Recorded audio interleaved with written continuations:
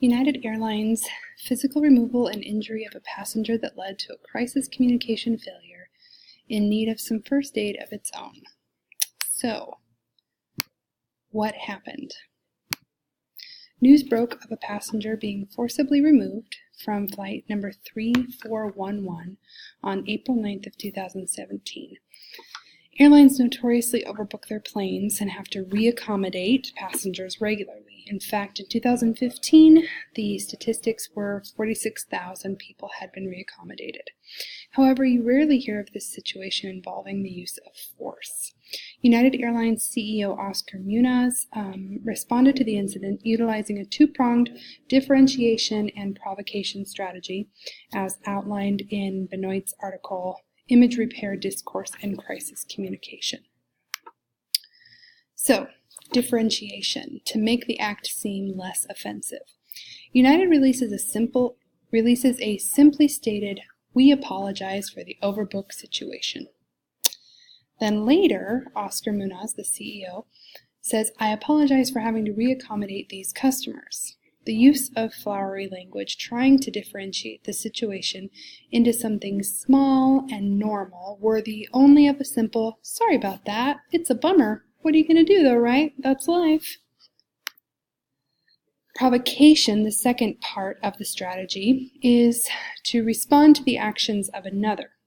In a letter to the employees of the United Airlines company, Mr. Munoz states, "This situation was unfortunately compounded when one of the passengers we politely asked to deplane refused, and it became necessary to contact Chicago Aviation Security officers to help. Our employees followed established procedures for dealing with situations like this. While I deeply regret this situation arose, I also emphatically stand behind all of you." Here implying that the passenger's refusal to honor their polite request forced their hand, provoking them to action. Later in that letter, he says the passenger became more and more disruptive and belligerent, furthering his stance that the situation was not only a small issue, but was not any of their fault and entirely on the passenger's action. Then this video went viral and things really got bad. Oh, it's not going to play. Darn it. In my final, not my practice, that will play. Okay. Uh-oh, better get the crash cart. Not only did that strategy not diffuse the situation or help United's reputation, it made it all worse. Time for a new strategy. United makes a switch to an accelerated approach of mortification and corrective action as detailed in Benoit's aforementioned article. Mortification. First, Mr. Munoz releases a statement wherein he calls the incident horrific and tragic. He offers his deepest apologies and takes full responsibility, following this up with an appearance on TV stating that he felt shame at the incident. Corrective action, he then further states, "I have committed to our customers and our employees that we are going to fix what's broken so this never happens again." He then outlines the steps that they'll take to ensure this happens. Then this happened.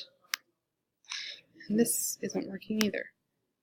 I'm going to have to fix that link. I will fix it. It's a press conference. We need more bandages. After the damning news conference, United had to up the ante even more to save their reputation and deployed the compensation strategy. They refunded all the passengers from that flight and reached a settlement with the passenger in question outside of court. They also coupled the compensation strategy with corrective action when they changed their policy for reaccommodating passengers to include 10 steps to ensure this will never happen again. Here are the 10 changes because I know you're dying to find out what they are.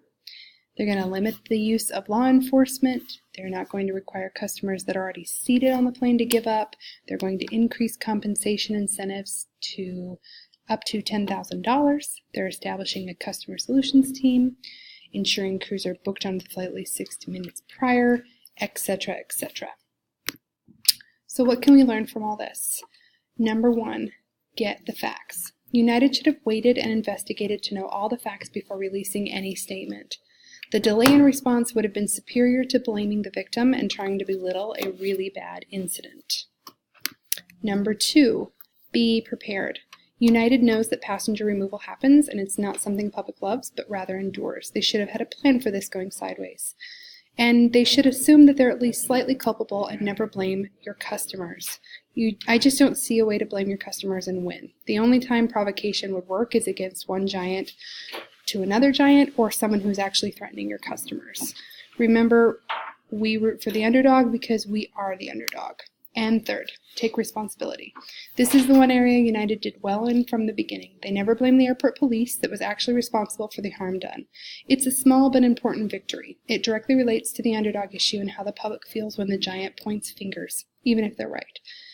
If it's a mess, you must confess. People are actually pretty quick to forgive, or at least understand that mistakes happen. Own it. United did this part really well, and in the end, it shows.